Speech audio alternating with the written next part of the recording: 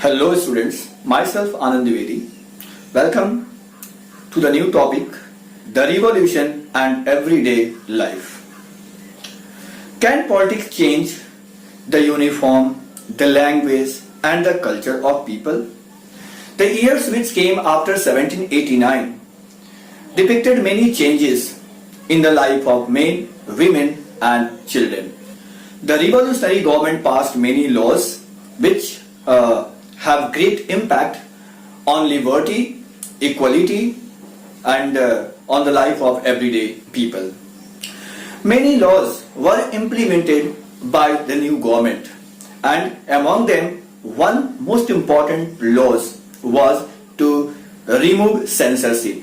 There was censorship existing in France. Censorship means without permission of the censor board of the king or government, nothing could be published. After the removal of censorship, now people have got many rights, which included right of expression. People got many rights, like rights of expression, rights of speech, equality, and it was clear by the Declaration of Rights which were made in France. As the censorship was removed from France, there was flood of newspapers, pamphlets, different types of books, and this flood then went to the countryside. People became aware of such type of written materials, and their ideas and their everyday life was very much influenced by them. In these books, in these magazines, it was printed about the life of the people or about the political situation. Whatever things were being held in different parts of France was published in these books and magazines and in newspapers. So it has a very great influence on the mind and concept of people. One of the most important thing was the press got right of freedom. Press became free. Now press got right to print. Even critics could be published in such types of newspapers.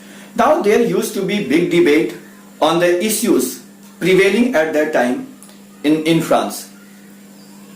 These discussions used to shape the mind of the people. In the field of print media, there were different sides, different group of people who were trying to convince the people of other groups, and new ideas emerged.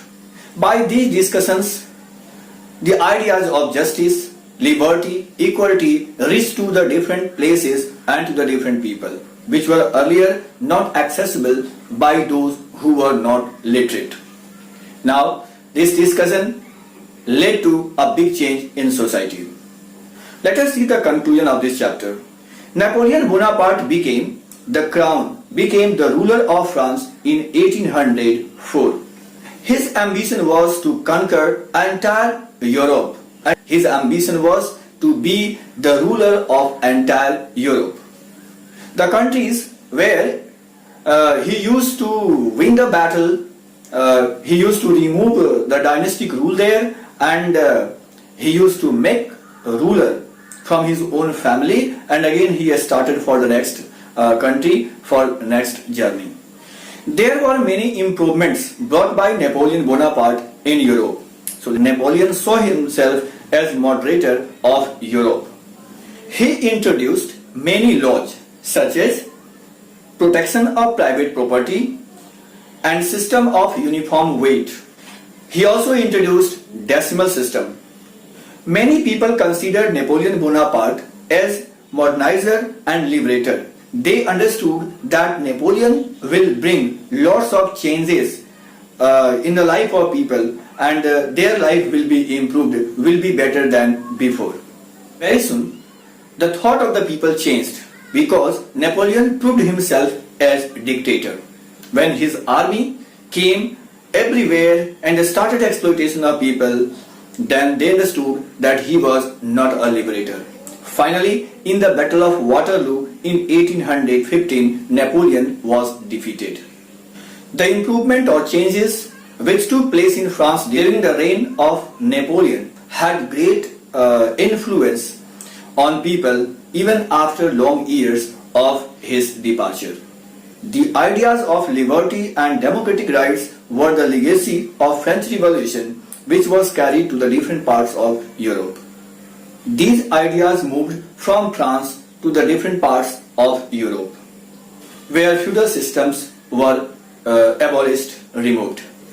Tipu Sultan and Raja Ram Mohan Roy were the two people who showed interest and responded to the ideas of liberty, modernity, fraternity which came from France. That's all in this chapter. Do your homework, complete your copies and submit to your teacher. Thank you very much.